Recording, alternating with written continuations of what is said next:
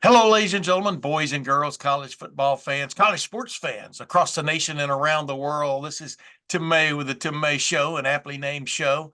Uh, but I have co-pilots on as often as possible, and usually almost every week. And back in that co-pilot seat, you recognize him, you love him, you like to hear what he has to say about Ohio State football and Ohio State men's basketball. Andy, I call him Anders Backstrom. Andy Backstrom, welcome back to the Tim May Show in that co-pilot seat, that coveted co-pilot seat, my man. It's May, and I'm with Tim May, so it's the perfect time. Let's get going, Tim. There you go. Things are going great, man. The month of May, there was May Day earlier. That was when I was rebuilding the side wall of my outdoor enclosed porch, which I was going to replace one little piece of wood in it, and opened that piece of wood and found rot, and I had to dig in with all kinds of tools, machinery, etc. But I got it done. Andy, you proud of me? Absolutely. Always. You're a handyman. You're supposed to have a bigger, much bigger reaction to it than, wow, I didn't know you could do stuff like that, Tim. I Well, mean, I feel like this is par for the course. I feel like you're always doing side projects here and there. yeah, well, it's always, I'll put it this way, here on day two after I finished it, it's still standing. It may be more like lipstick on a pig, but we'll see how it goes. But no, I built it back better than it was, in my opinion. So, which is the way it should have been built in the first place. But, it is what it is.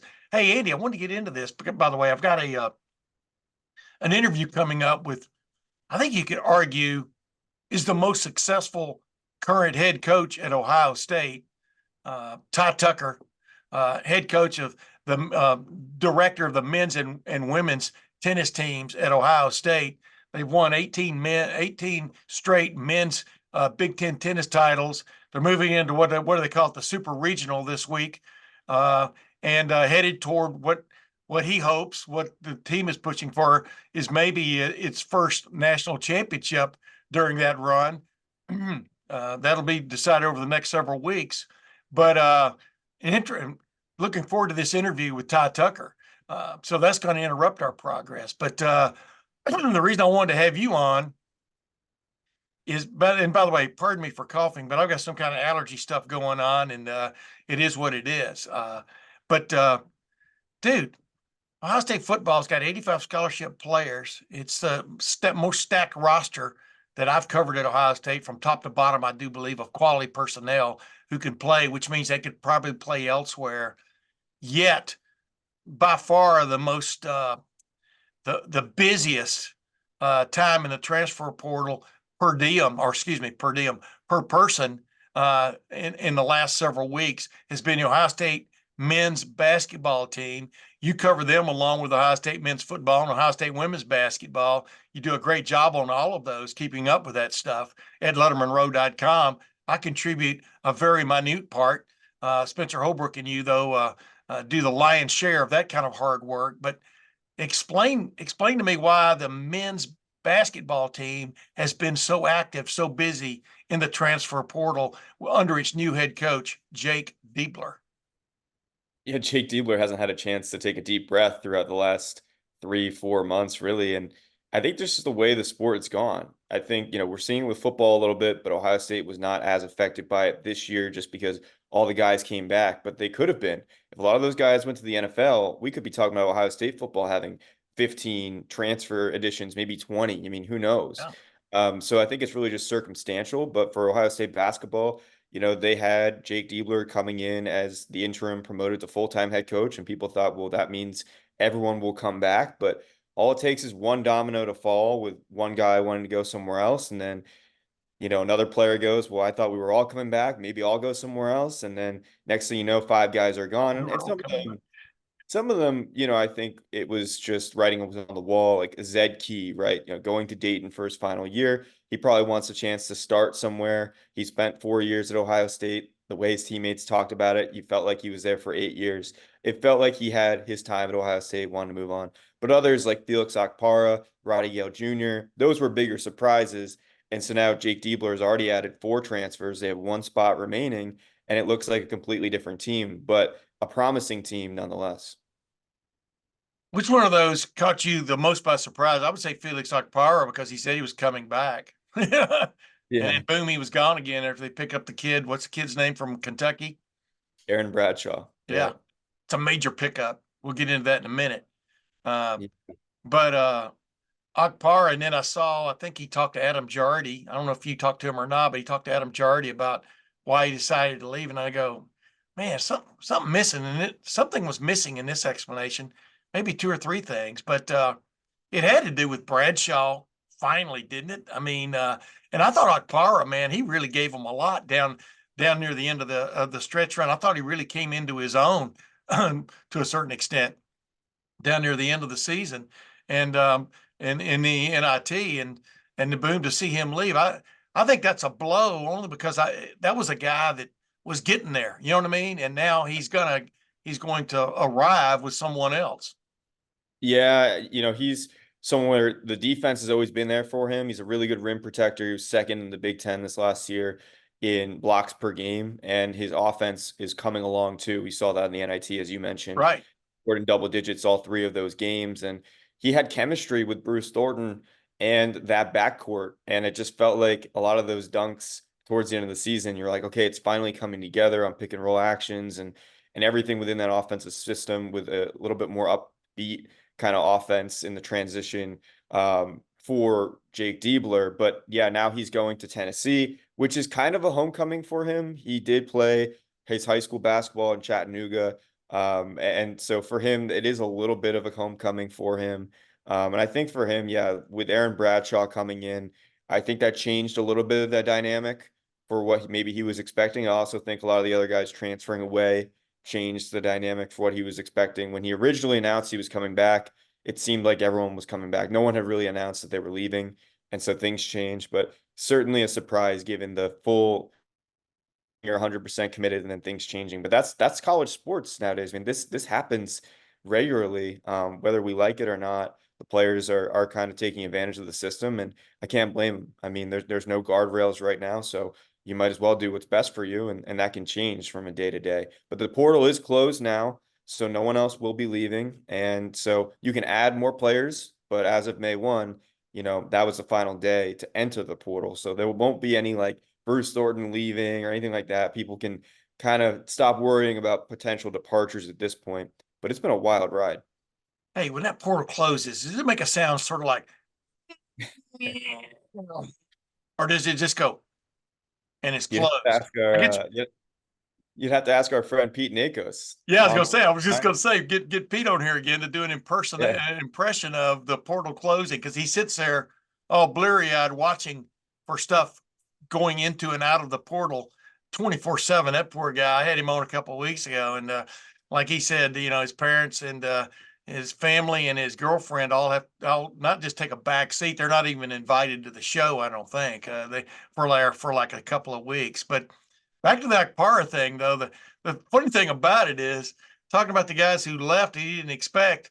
Well, then he leaves. Now he's going to a place, you know, where he's a new guy. You know what I mean? So, it's okay, but yeah, but you're the same guy that Ohio State's trying to bring in new guys and to replace spots or fill spots on the roster. Now you're that same guy, so it's the same dynamic. You're playing with new guys, right? I mean, that's what's funny about right. it.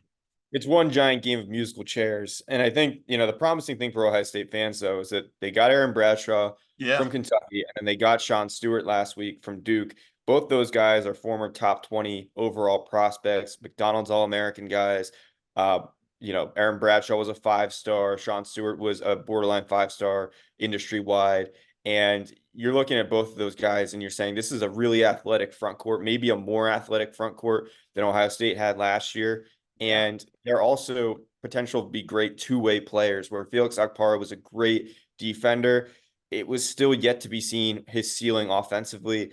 Sean Stewart didn't have a ton of production at Duke last year. Same thing with Aaron Bradshaw at Kentucky last year because they were playing on stacked rosters. Aaron Bradshaw had an injury at the beginning of the year. Sean Stewart was playing behind a lot of talent at Duke. But the potential and what they did show in their limited minutes gives you optimism that, hey, maybe this front court could be like really, really good instead of just good. And I think that there's this potential for an upgrade even with the losses that Ohio State took. That's what I was going to ask you. What do you think? My voice rises when I get excited. I don't know if you notice that. I'm gonna try to be low key here for a second.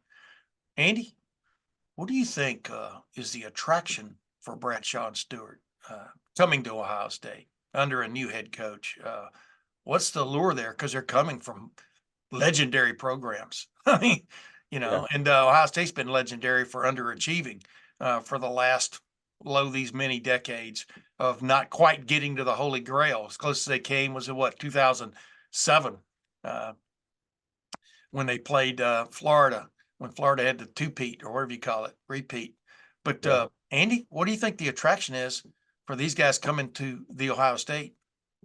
I really think it's Jake Diebler. I think the way that Ohio State played in that runway, as Gene Smith called it before, this all went down when he promoted Jake Diebler to interim head coach, this 11 game span, we saw a difference in philosophy, especially with tempo and running up and down the floor, playing in transition. I think that a lot of players like that play style. I think it lends well to what they would potentially do in the NBA. You're bringing in guys who want to play at the next level. I think they trust Jake Diebler being a younger guy, connecting with the players, trusting the players, relying on a deeper rotation. Look at someone like Devin Royal, who really didn't play much when Chris Holtman was. And then when Jake Diebler gets the bump and is promoted, he trusts someone like Devin Royal. He trusts, other players on that team, even like an Austin Parks that comes in and has a huge bucket against Purdue. I think players have noticed that in the portal. They believe in him. And I think that is a big attraction for Ohio State right now. So to Dusty May and the haul he has had at Michigan, and those two guys, Dusty May and Jake Diebler, are going to be compared for the next 5 years, really. Yeah. I think people need to remember that they're dealing with different situations. Dusty May had to basically replace an entire roster at Michigan. He was always going to get more guys in the portal. And Jake Diebler has been really careful and patient with bringing in what kind of guys he wants to get in this portal haul. And guys like Aaron Bradshaw and Sean Stewart, they like to play above the rim. They like to run in transition. They're athletic. They can change ends really well. And I think that fits this system. And for someone like Sean Stewart, he almost went to Ohio State the first time around, but he ultimately committed to Duke in 2021 and ended up playing there as a freshman. But, Ohio State was right in that conversation. He took visits at Ohio State, and Jake Diebler was his primary recruiter. And I think that's coming up again and again now that Jake Diebler was so involved recruiting wise that now he's the head coach. All of the words he said back then are carrying so much more weight now because he's the head man. So that's really helping him. Yeah, I was going to say, even the greatest of armies understand don't burn bridges after you cross them because you may have to cross them again. You see And that with football. You see that with yeah, football all the time, right? oh yeah, absolutely. And I'm just wondering, when we look back on this 5 years from now, because you got my third cousin Dusty May up there at Michigan now, but I call him my third cousin because anybody can be your third cousin if they got the same last name, right? I mean, you got to figure. Matter of fact, there's a couple of Backstroms I know here in Ohio that I think you might be kin to, at least because how many Backstroms could there be? But I digress. The Backstrom boys, that was you and your two brothers, right? As your mom used to call y'all in the Backstreet Boys era, which, by the way, an era that came and went. But who's going to get more credit, do you think, 5 years from now when Jake Diebler? I do believe Jake Diebler is going to be a success story. Absolutely. He's already been one written the first chapter. Let's put it that way in it. Who's going to be remembered more for making the Jake Diebler era happen?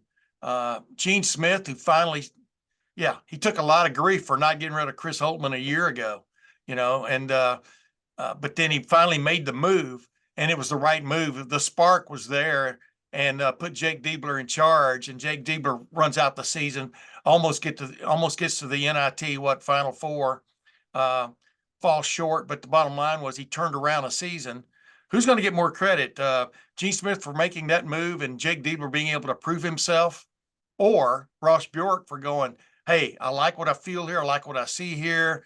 This guy has a vision for the future. I like the style, the way he went about his business. I like the style the team played with. I like the fact that he used 9 or 10 guys in a consistent way, not just a one game show of force. Who's going to get more credit for the Jake Diebler founding? Will it be Gene Smith or Ross Bjork? Discovery was the word I was looking for there, but I'm 70. Go ahead now. I think the diplomatic answer is both, and I think that's also true because, Ross Bjork, when he came in, I think everyone's expecting he's going to make this splash hire. He's going to look outside. He's going to bring someone in, big money, and he went internal. And I think that surprised a lot of people. And I think that he deserves a lot of credit for that choice. And again, we'll see how it pans out. But I think, he is part of that process. Now, that being said, he wouldn't have had that resume to kind of turn to with Jake Diebler as any head coaching experience had he not taken over mid-season. And that was a huge decision by Gene Smith, a emotional decision by Gene Smith. I mean, that press conference where he had to talk about the firing of a good friend of his, Chris Holtmann, after 7 years with the program, after a paradigm shift and trying to go young with the roster, after really believing in Chris Holtmann, giving him an extension, going back on that, falling on the sword and saying, yeah, that probably was not a good decision. I think that was a really telling moment for this program. It could be a really telling moment even in the final stages of Gene Smith's run as athletic director. I mean, this could be a turning point for the basketball program. And he deserves a lot of credit for making that decision and not just saying, I'm going to sit pretty and finish out my tenure and someone else can deal with it, aka Ross Bjork, you deal with this. I think that was a huge turning point, and I don't think any of us could have expected that they would have won as much as they did down the stretch of last year. Yeah, I mean, it is interesting. There are moments in time where you in your, at least mentally, you put a little check mark there. I'm going to come back and check on this. You know what I mean? And this is one of those moments, in my opinion, in the history of Ohio State men's basketball. And speaking of moments, I mean, let's get to my interview with Ty Tucker, who's just coming off 18 straight Big Ten championships, the tennis coach at Ohio State, and moving into this super regional weekend in the NCAA tournament. And let's just try to figure out how this guy's mind works, because I got to admit, I've never talked to him before. And the Ty Tucker Tennis Center is right across the street, right across the parking lot from the Woody Hayes Athletic Center. But I've rarely ever had, I've had reason to go there, but I've rarely ever had the impetus to go there. And I decided, before I get out of this business, I want to talk to Ty Tucker at least once. So let's get to my interview here with Ty Tucker. Wow, what an honor. I finally get to meet Ty Tucker. Ty Tucker, Simone. It's funny stuff right there, but it's good to meet you. Yeah, it's good to meet you, man. I've been an admirer of your work for a long time and stuff. And by the way, before I go any further, I'd like to sing you a song if you don't mind. No, please don't start it with that. Happy birthday to you. 17-time Big Ten Coach of the Year, or is it 18? We've won 18 straight titles, and I think I was 17 times Coach of the Year. So I was very close. I was right on the money. And by the way, that song was recommended for me to sing to you by a guy named Ryan Day. Do you know Ryan Day, the head football coach? I do know Coach Day. I actually spent some time with him this morning. So, yeah. Matter of fact, we're sitting on the court, I think, where you guys hit balls at each other, aren't we, most of the time? Yeah, we practice here a pretty good amount. And before we move on, could he have made a major college varsity tennis team?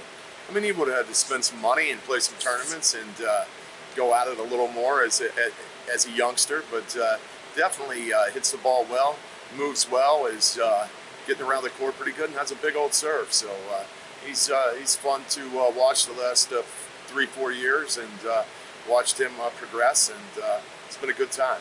Is he a bulldog? Would you call him a bulldog in Guy tennis? wants to win, doesn't like to lose. He'll throw his racket here or there. You might hear a swear word or two, but for the most part, he gets out there, likes to take out some of the stress on the ball, and he gives it a run. I mean, he hits that ball well. He hits it hard. Ty Tucker doesn't like to lose either, though, does he?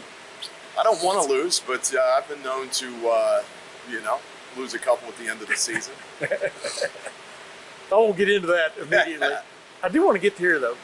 Ty, when you look up and you see this, you're in a building that's got your name on it. It already screams success.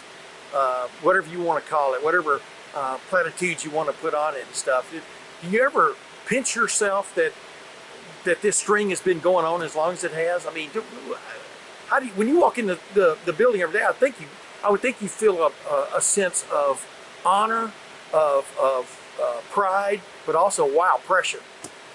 I enter through the back door, so I don't see the name on the front. But it's it's quite an accomplishment. I said in a Big Ten interview last week that it means a lot to my mom. That's for sure. She goes anywhere, she'll tell everybody. So it's quite an accomplishment, and to still have a chance to be doing some good things inside the building with your name on the building is it's kind of a strange feeling. But we've been able to. Like I said, 18 straight Big Ten titles.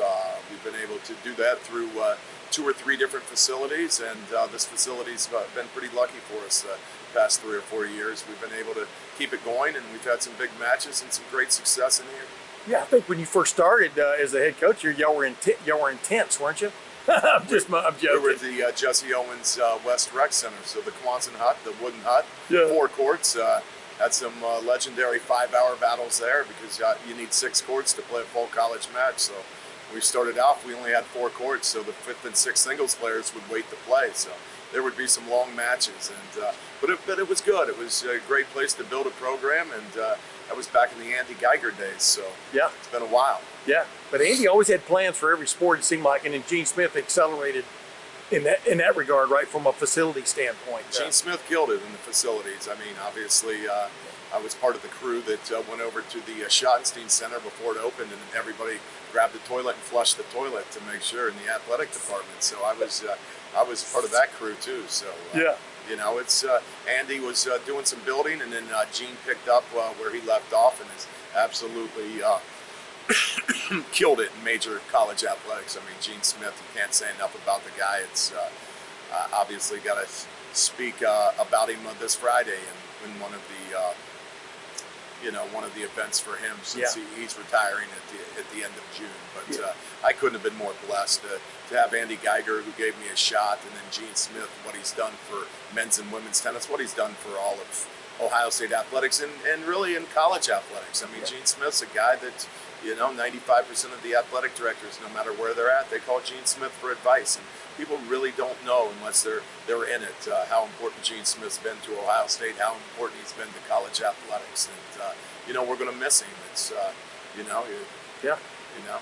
I agree 100% what you just said, but that just leads me into a question I wanted to ask you at the end, but I'll ask you now.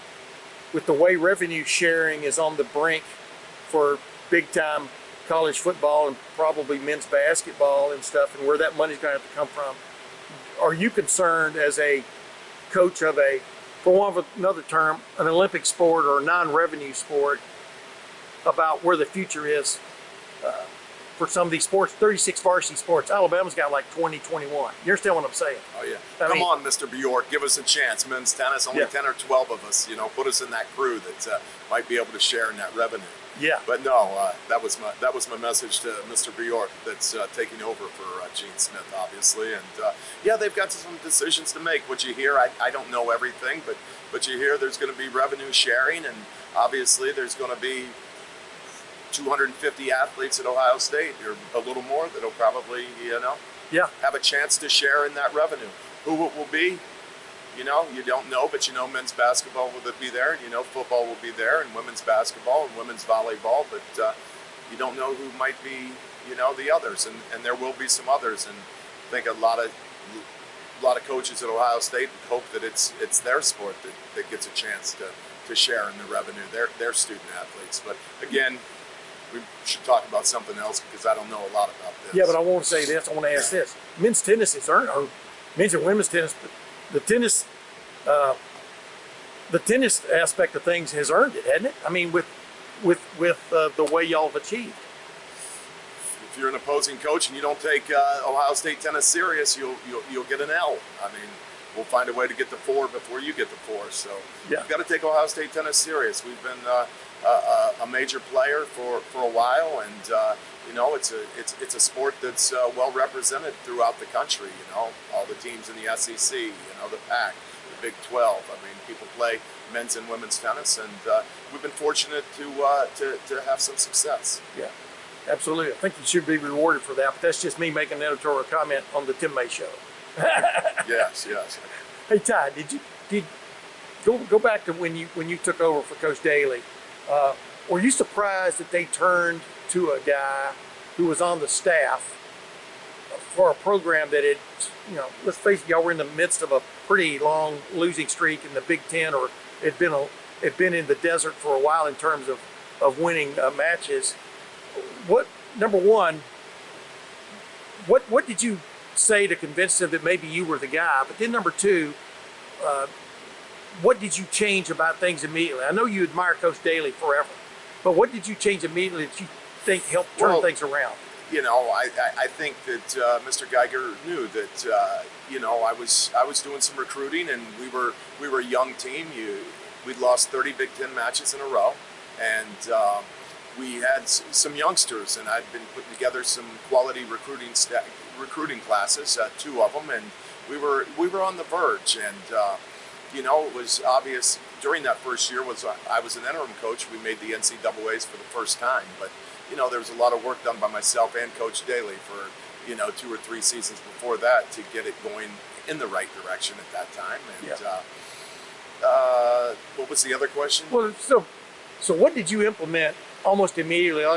Like Jake Diebler took over for Chris Holtman, worked for him for several years, but clearly was studying things of possibly how he would do things a little differently. You understand? I mean, well, I would just say there was many things, but the number one thing I would say is we spent our time practicing in the Jesse Owens West Rec Center, but we would play our matches at the Bethel Road Tennis Center on Bethel Road. And I came and said, you know, we only have 4 courts, and I don't care how long a match takes. We're gonna play where we practice. And I thought that was a big deal. I mean, you get a chance to practice 20 hours a week, and you put 50 weeks in, and now you've got 1,000 hours in a facility, and you know all the bumps and all the grooves and everything of that facility. So it was almost like we needed to have a home court advantage when we were at home instead of going to more of a neutral site. Yeah. It wasn't 50-50 neutral, but it wasn't an 80% advantage like you get at most home facilities. So making that move right there gave us a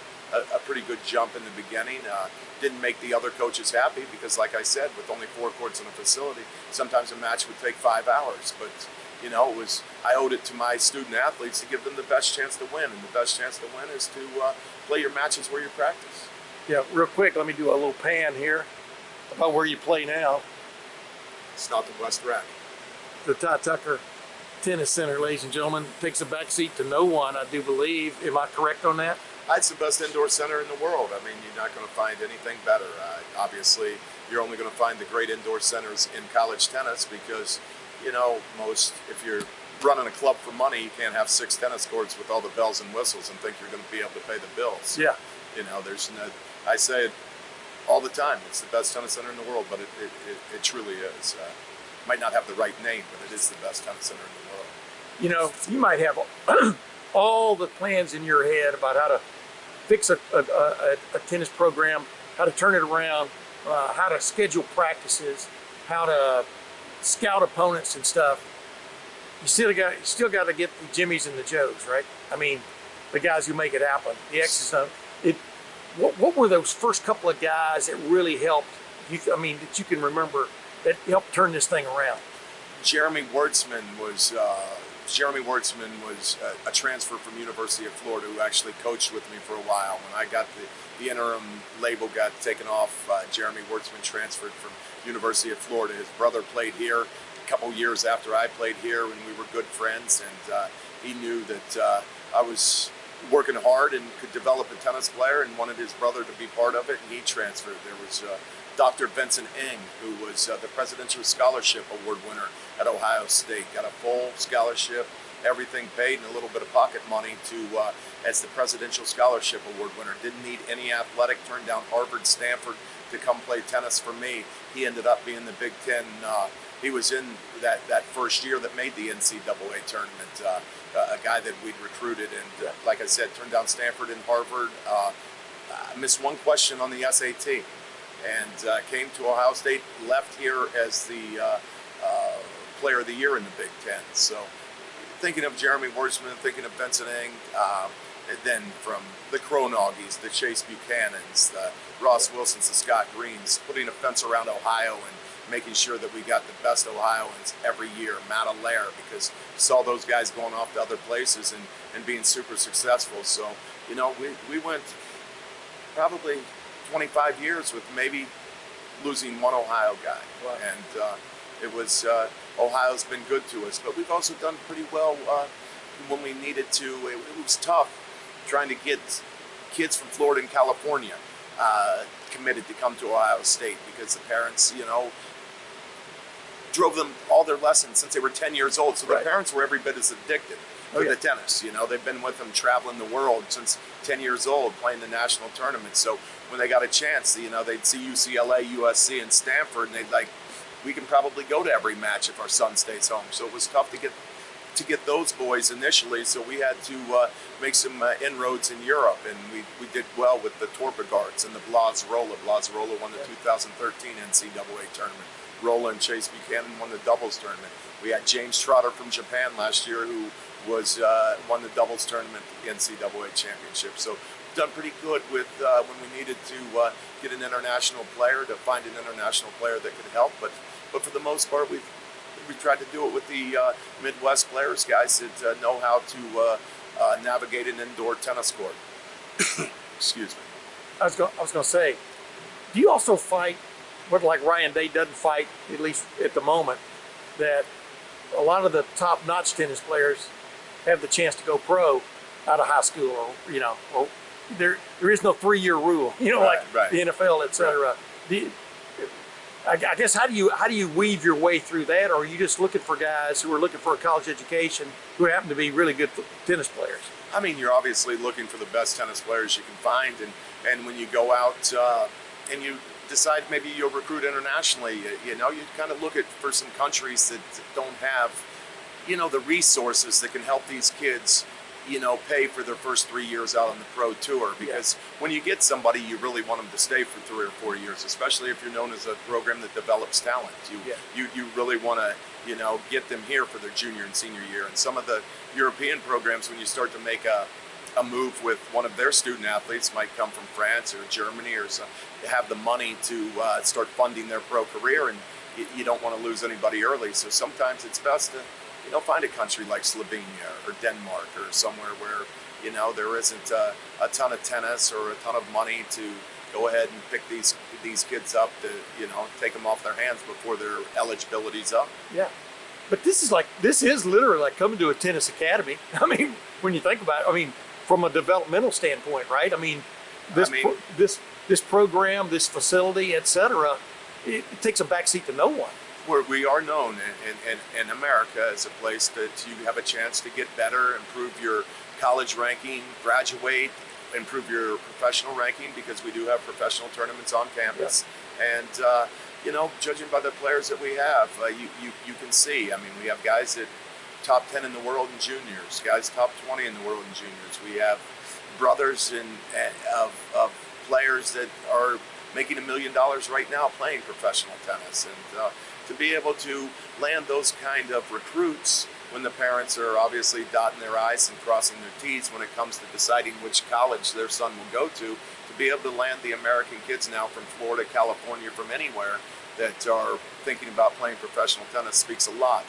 And it helps with the recruiting in the future, because the parents of the younger kids that are coming, that you might not be recruiting yet, they might be a sophomore in high school, but they know where some of these kids have gone, these American kids, and you know, the parents start taking a closer look to your program, and it's all, you know, it all helps out. It's all part of it. And with NIL now, I mean, with name, image, and likeness opportunities and stuff, which I think y'all are probably delving into.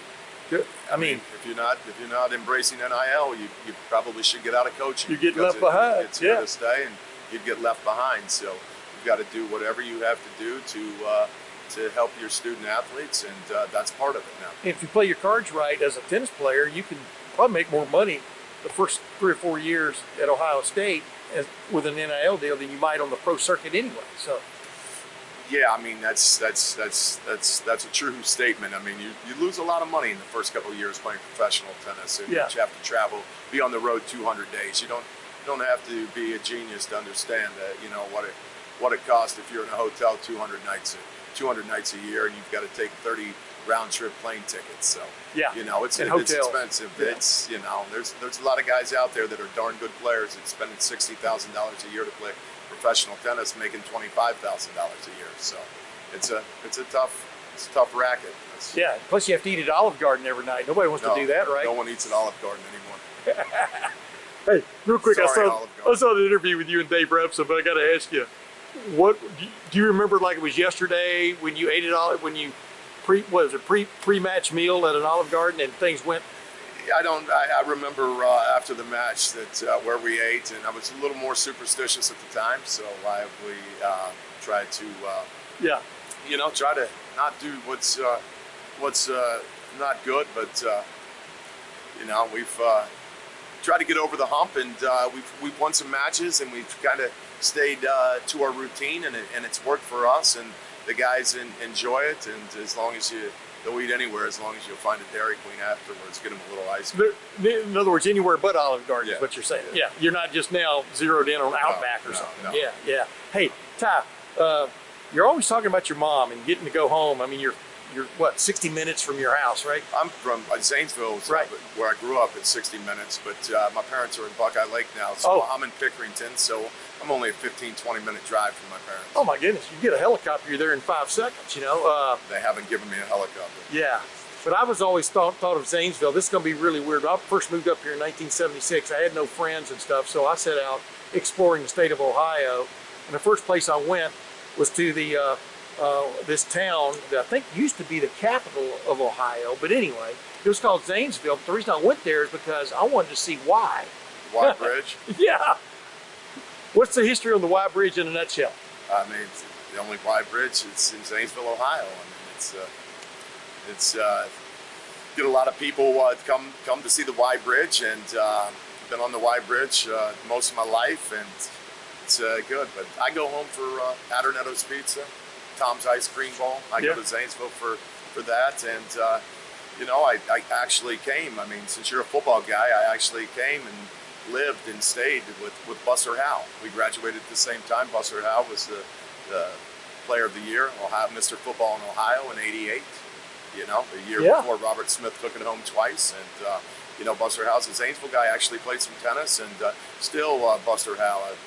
I'll talk to, not as much, but Buster Howe and I were tight, and Buster Howe, people don't realize. I mean, Jimmy Johnson was at our high school. I mean, there was lots of people recruiting Buster Howe back in the day, and that was when Earl Bruce recruited him, but John Cooper was his coach. Yeah. So And Buster, he loved his mom and everything too. I mean, he all of a sudden just, Buster lived with his grandma. yeah, or grandma, excuse me. Buster lived with And then all of a sudden he just quit college football. They'll give people the understanding of what happened there. Or I don't he know. left If Ohio I State. don't know if that's me to do Yeah. that, but Yeah. I think Buster came to be a tailback, and Ron Zook took him to the defensive back room, Yeah. and I think he was sitting behind Carlos Snow and Scotty Graham, and I think he had a couple touchdowns in the spring game, and then they moved him to defensive back, and there was a log jam there with Vinnie Clark, and A lot of guys back then. there were a lot of guys back then. Yeah. Yeah. It was a darn good game though. That freshman year when we took out LSU in the pouring rain, and we were down by a bunch. And it was Bobby Olive scored that touchdown late. You couldn't even see your hand in front of your face. Unbelievable. And number two, a guy who wants to be a coach someday understood how. What was Mike? What was his name? Mike Archer? Was that the LSU coach? Gave that game away. Yes, yes.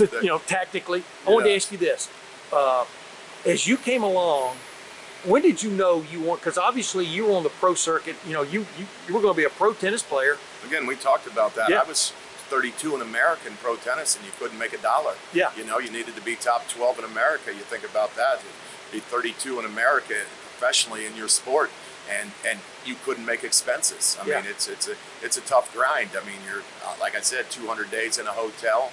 Back then, when you were in a hotel, when I was there wasn't the internet. There wasn't, you'd go off to Morocco for 5 or 6 weeks and you'd have 5 or 6 books and that's it. I mean, there wasn't television, there wasn't the internet, there wasn't air conditioning in the hotel rooms. It was a battle, and do it all over again. But if I could, but 32 in America doesn't pay the bills in professional tennis. And if you think back of it, when I was getting started playing tennis, I mean, couldn't go anywhere. Everybody was playing tennis when it was Borg and McEnroe in the finals of slams. People were into tennis, watching tennis, and then it kind of took a little bit of a back seat, and some sports started to pass it.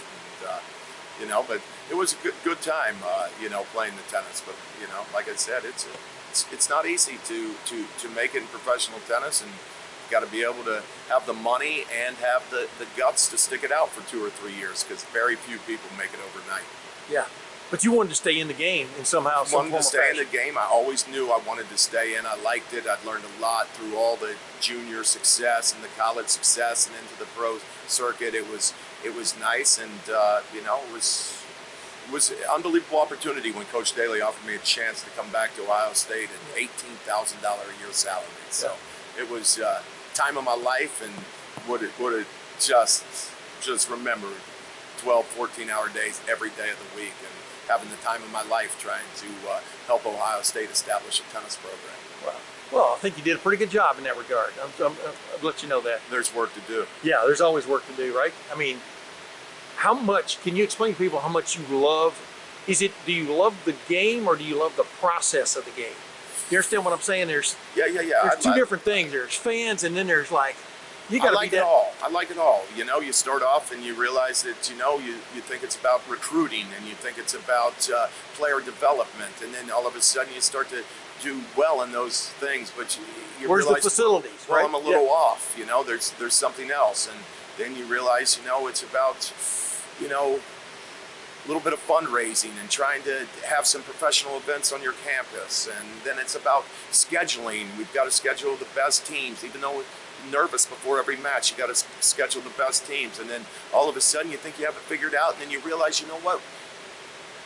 We haven't lost a match anytime we've had over 300 people. So now it's all about, how are we going to get 700 people at every match? How are we going to do this? So you keep learning. So the process has been fun, and it keeps you on your toes. But as soon as you think that you have it figured out, you're getting ready to get hit with a 20-pound bag of something upside the head. So you gotta stay humble, and you gotta keep looking, and you gotta watch out for the young coaches, and you gotta watch out for the old coaches, and you've got to watch out for everybody. I mean, you've got to get up every day thinking about, how can I make Ohio State tennis better? And there hasn't got a day gone by in 28 years where I haven't woken up thinking, I got to make Ohio State tennis better. I owe Andy Geiger, I owe Ross Bjork, I owe Gene Smith. What an opportunity they've given me. I have to give it my all, and every day I'm in here, and every day I'm trying, and it's not me, it's Justin Kronogge, who's been he's the associate head coach forever. He's smart tennis guy. He's the leader, all-time wins in Ohio State history. We have Mikkel Torpegard, who's the second assistant coach, 140 in the world, played in all the Grand Slams, and it's trying to find the best coaches.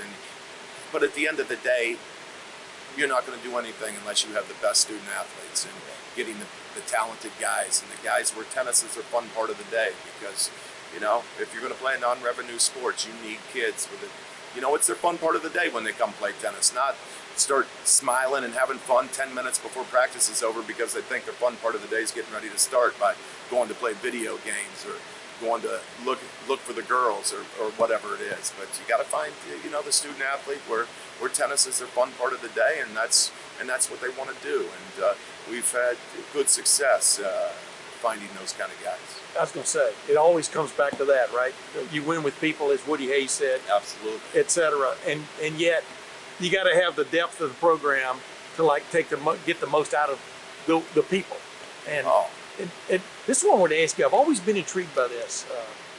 What does a tennis coach, what do you primarily do when it just comes to developing or working with a player, but especially on a match weekend or a match Saturday or whenever y'all play? Friday nights and Sunday afternoon. Friday nights, Sunday afternoons, exactly. Are you're scouting opponents for your individual guys to know where their weaknesses are, like you do in a football video situation? Absolutely. But is it also, I mean, are you allowed as a tennis coach to call plays, for want of another term, to yell out something? Absolutely. You're going to call and you're going to make sure. But the Friday night matches are a little easier because you'll have all week to prepare, so you can watch as much video as you want before Friday. But it gets a little tricky because now all of a sudden you play Friday at 6, so then you play Sunday at noon. So now you spend all day Saturday trying to put it together for the Sunday opponent, because you never ever want to overlook anybody. So you're concentrating 80%, 90% of Monday, Tuesday, Wednesday, Thursday on the Friday match, and then all of a sudden it's a crunch on Saturday. So it's like, say, sometimes in this business, even when you win, you lose. That's what I kind of like to say, because all of a sudden you win a big match at Friday at 9 p.m. You want to go have a good time and celebrate, and Sunday at noon someone's waiting there to kick your butt, so you end up maybe celebrating for 30 or 40 minutes with your mind only on the videos that you need to watch of the other team. So it's like NCAA men's basketball tournament. If you went on the first 2 days later, you're playing a higher seed probably. Right. And sometimes you catch yourself trying to watch maybe potentially who you might play on Sunday on a Wednesday, and you're thinking, maybe this isn't the right way. Maybe I'm going to get some bad luck, being superstitious like I am. Maybe I'm going to get some bad luck. Yeah. Overlooking somebody, so you go right back in there to the Friday and try to get it. But again, you can do everything you want to do in this business, but if you're not going to honestly try and find the best possible student athletes, because they're going to go out there and they're going to execute the plan. They're going to go out there and they're going to play bruised up and bumped up and sore, and you've got to find the guys if you want to have some success. I mean, I told a guy the other day, you won 18 straight Big Ten titles. Just imagine how many times you had to play when you're down a player.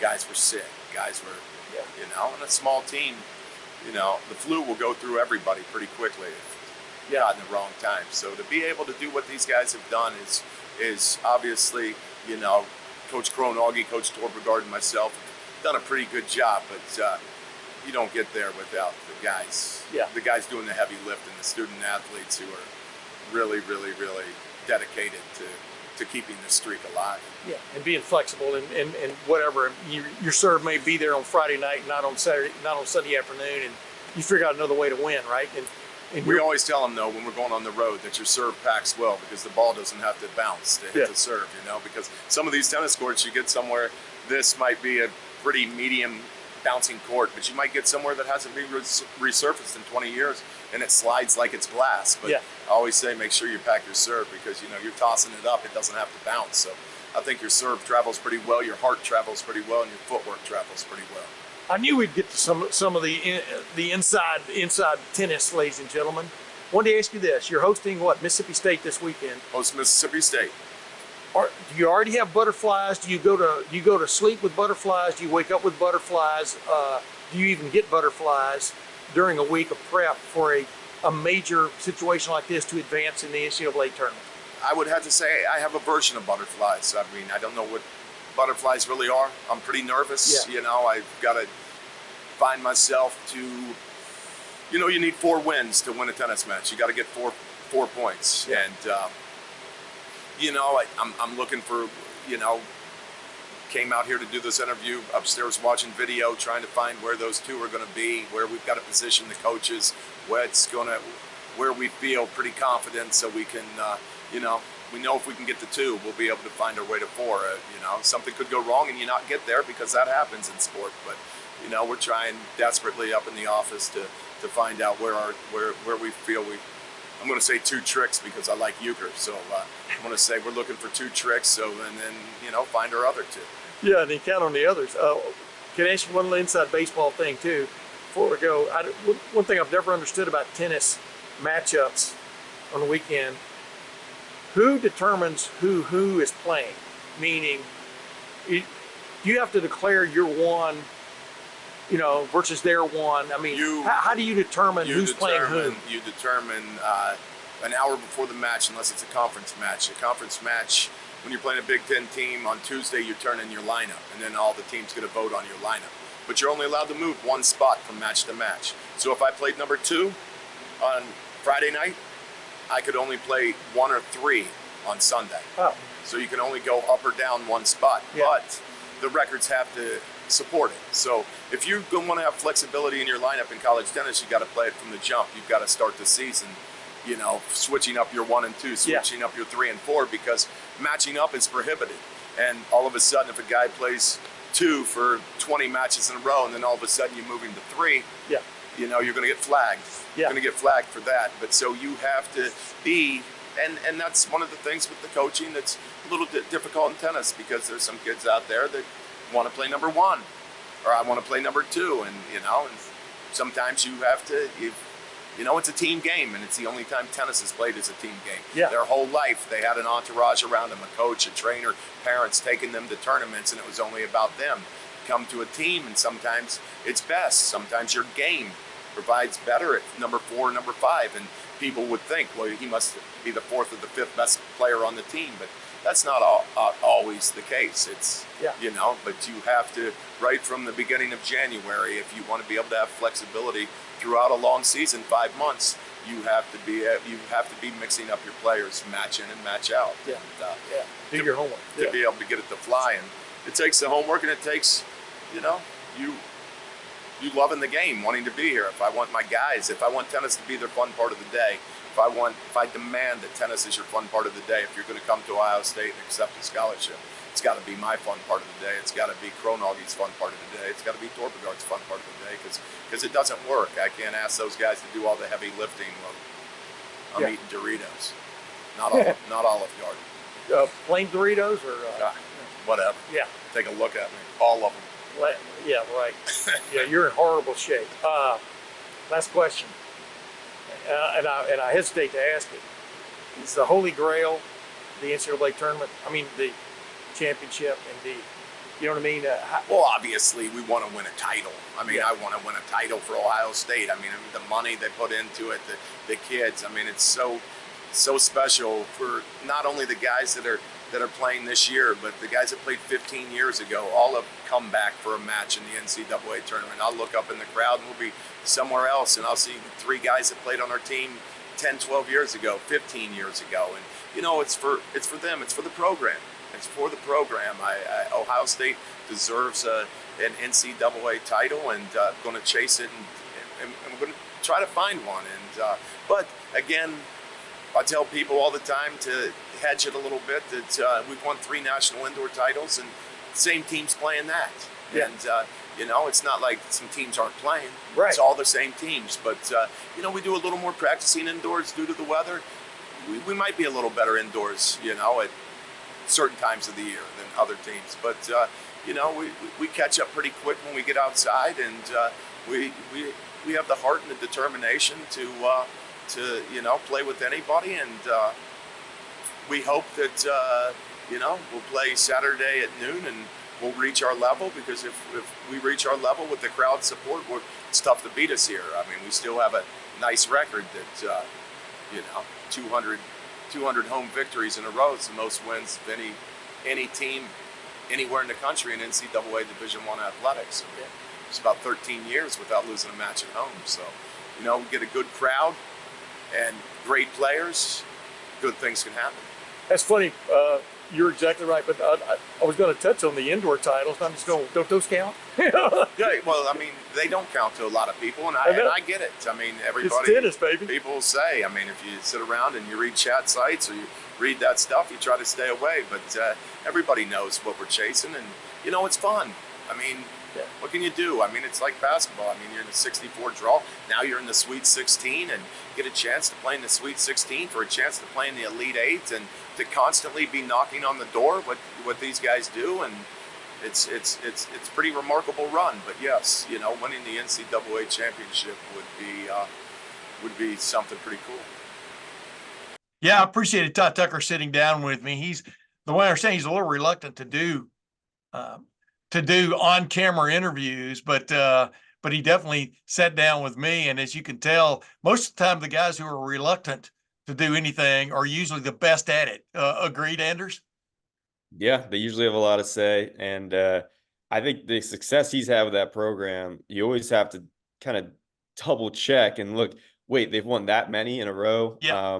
I think it's incredible, and a lot of these non-revenue sports at Ohio State are so successful and always deserve more coverage. So Yeah. I'm really happy you had him on.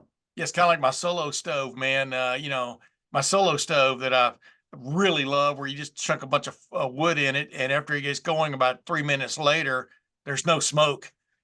There's very little smoke to Ty Tucker. It's fire, and anybody who's played Ohio State in men's tennis over the last 20 years can definitely tell that. But I wanted to follow up on what you were talking about a while ago about a turning point moment for Ohio State men's basketball, which is we're going to look back on it and probably say that the Jake Diebler hiring is one of those turning point moments in sports, at least for Ohio State men's basketball.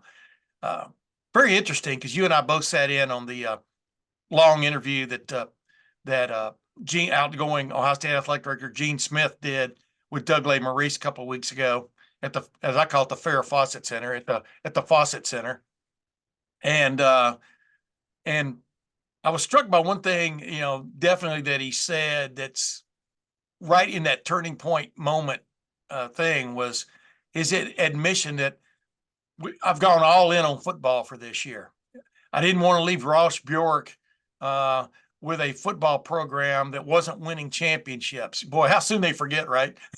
But, just think about it, how close Ohio State was in 2019 without a bad call, a bad officials reversal against Clemson, or in 2022 when they were that close to beating Georgia, couldn't hang on at the very end. And those were two years when they could have won national championships, but these were in the semifinals. And then, of course, they played for the national championship in the COVID year of 2020, got waxed by Alabama, but before that had one of the great postseason wins in Ohio State history, trouncing Clemson. But the point is, he all in on football. And I think he's basically referring to coaches' salaries, right? With Chip Kelly and Jim Knowles both earning over $2 million each, your two main coordinators, et cetera. But this does feel like chips to the middle of the table moment in Ohio State football history, right? And we're going to be talking about it for the next 8 months. I'm sure of that. But this is just palpable what could be coming down the road for Ohio State football in 2024. You agree? Absolutely. And I also think part of it too is that Gene Smith is seeing Ryan Day off as like, okay, he's ready. I remember at one point during that Q&A, or it might have been afterwards, he said, I'm looking out there in the Woody Hayes Athletic Center. I see Jim Knowles, I see Chip Kelly, and I see Ryan Day, who's taking a more of CEO approach, taking a back seat to the play calling, really focusing on roster management, trying to get the most out of special teams, doing all of these little things.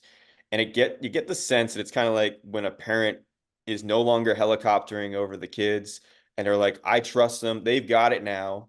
I'm going to take the back seat. And that's kind of the way I was getting the impression of Gene Smith, what he was talking about with even Ryan Day and the command he has of this team, the locker room, clearly with everyone coming back, and the buy-in that you have with the program. And then the staff set up, like you said, to really make some noise, not just in the Big Ten, but nationally in the first edition of this 12-team college football playoff. And yeah, they're going all in. It's got to pay off. And everyone in the building knows that, including Ryan Day. Yeah. It's really interesting though, too, because not only did the guys like JT Tuimoloau and Jack Sawyer and Denzel Burke and Donovan Jackson, just to name a few, opt to come back to take one more shot, at championship glory before moving on to the NFL, where there are a lot of guys spend 8, 10, 15 years in the NFL and don't play for a championship. You got to seize it while you have that shot. Championships are not easy to come by, except for maybe in the case of Ty Tucker. But the bottom line is to have them come back. But then after spring football, you've got 5 quarterbacks sitting in the quarterback room, all of different, I think you delineated, and Spencer Holbrook and I talked about and delineated, all in different realms of their development, but they're all still in that quarterback room as we record this, anyway.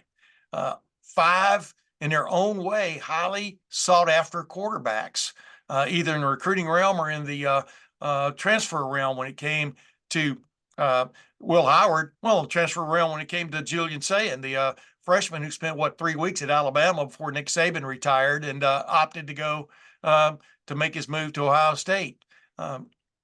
Extremely talented freshman. Aaron Nolan, everybody'd given up on, and all of a sudden in the spring game, he was probably the most efficient, except for that last throw. When Deontay Griffin grabbed it and took it to the house, uncredited. I'm going to hold that against him forever. But the bottom line is, there's something definitely going on with this football team that transcends just coaching and teaching. How would you define it? Well, it's crazy because last offseason, there was a big point made about Ohio State having 4 scholarship quarterbacks. And Yeah. the 4th was Tristan Gebbia, who was a quasi graduate assistant, right? And that got you to 4. Well, now you got 5, and they're all quarterbacks, scholarship quarterback, prospects, potential to play in the NFL someday, at least most of them. And it's crazy. I mean, it's crazy the buy-in that takes in this era. You have to give credit to each one of them. Even someone like Will Howard that, the job has not been handed to him. It was never going to be handed to him. He knew what he was signing up for, but he could have gotten cold feet and been like, I don't know, after spring, like, it's not been given to me yet. I want to go somewhere else where it'll be guaranteed. I mean, not that, but he could have done that if he wanted to.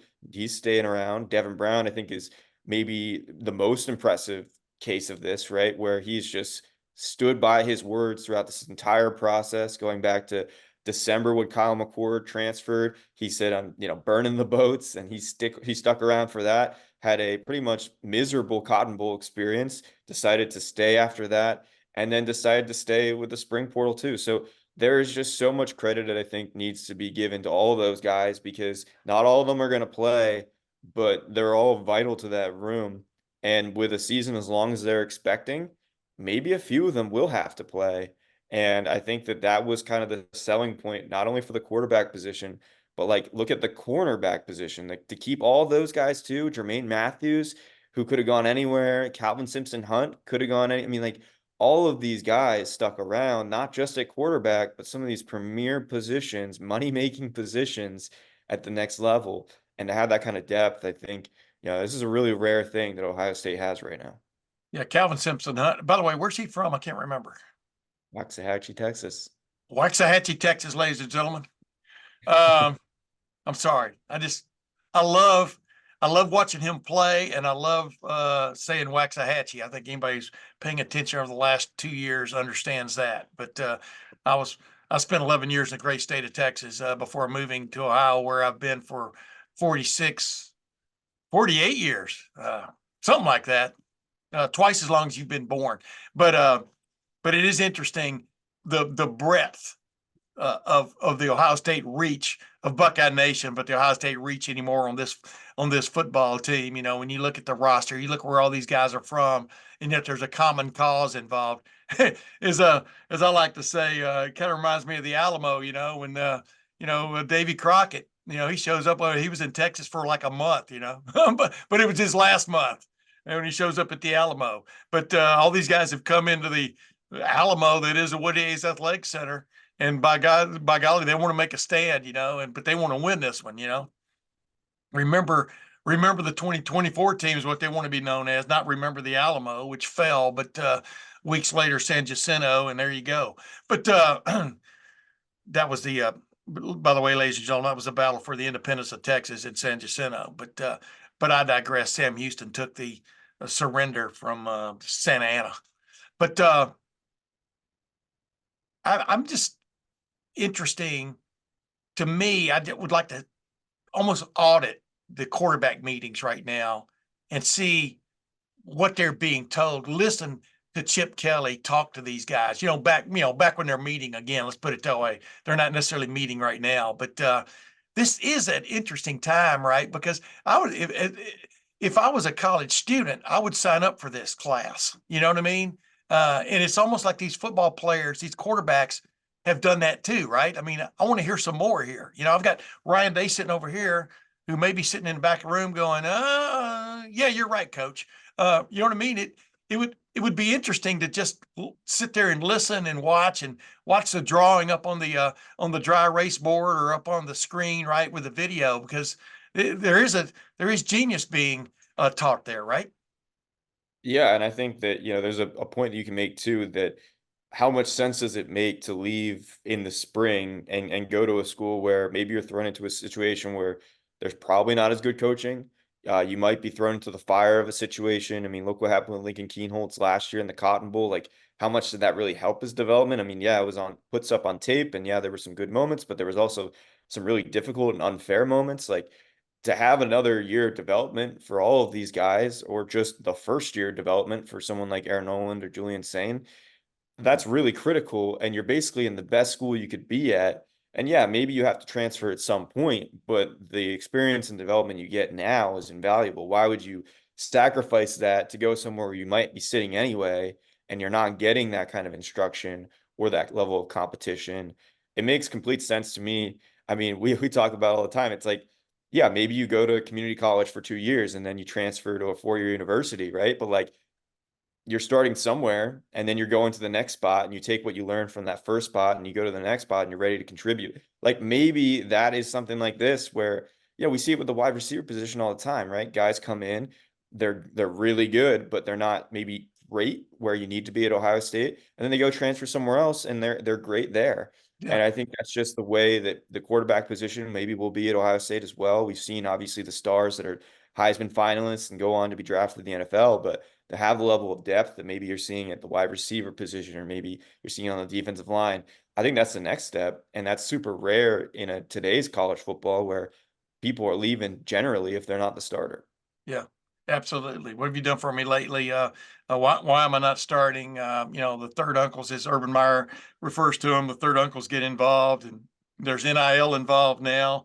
And I think there's a hell of a lot more to the dynamic at Ohio State than just simple NIL dollars, which is the simplistic way of explaining why this roster has come together and stayed together so far the way it has. I mean, with the exception of Dallin Hayden, who I think was going to play some, but was he going to go past Quinshon Judkins, one of the best running backs in the SEC the last 2 years, and Travion Henderson, whose upside is obvious to everybody when he's healthy? No, he probably wasn't going to do that, so he has moved on. He's moved on to Colorado.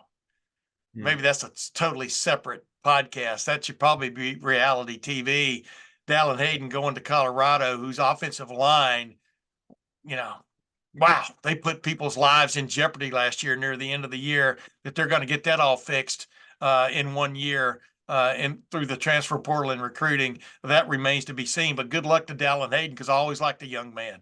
But it is interesting what Ryan Day and his staff not only have put together, but have kept together, and just guys not leaving for the portal, not leaving for the NFL. Some guys coming in, key components to this team. Quinshon Judkins and Will Howard should not be discounted on what they are bringing to the table, along with Caleb Downs. Right? I mean, wow, what an import business. Transfer power for sure. I mean, this is top to bottom best transfer class they've brought in. Now, of course, Ryan Day was not a big on the transfer portal when it first opened up. There was the marquee additions of Justin Fields and Trey Sermon, but now, last year they brought in 9 guys, and there were a few that you can pinpoint. Davison Igbinosun, I think, is the top of that list, where huge contributor, starter, difference maker.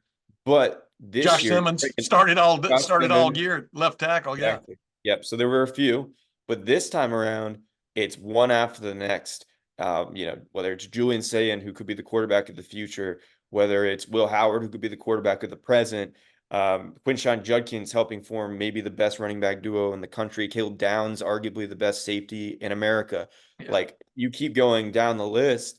By the way, Will Kazmarek could be tight end 1 or 2, maybe more likely tight end 2, but that's important too in an offense that's going to use some 12 personnel, 13 personnel. And then you got Seth McLaughlin, who might be the starting center. And so just keep going down the list. And I think that makes it the best transfer class easily for Ohio State. And we'll have to see the results, right? But as of now, it's kind of a new era in that department too. They're not bringing in 20 guys, but the guys they are bringing in pretty damn good. And I think that's partly because all these other guys decided to come back. So that's where it all starts. And if you ask Ryan Day, that's where the story starts for this 2024 team. Yeah, Quinshawn Judkins, Davis Nigbenosin from Taiwan Malone, who made big strides in the spring, defensive tackle from Ole Miss, all three from Ole Miss. And then you got Caleb Downs, Seth McLaughlin, and Julian Sayin from Alabama. Now that they've sort of learned how to play football, they decided to move up from the SEC to the Big Ten and play real football, right? Is that going to be the credo? It just means more in the Big Ten, Tim. It just means more. Exactly. Well, ladies and gentlemen, Andy Backstrom, always enjoy having you on the Tim May Show in that co-pilot seat because you're my chief communicator while I'm trying to fly this crate. I appreciate you. And ladies and gentlemen, I appreciate Todd Tucker for joining the Tim May Show. I'll have another surprise guest next week, I do hope. But until then, speaking for Andy Backstrom, we'll see you then.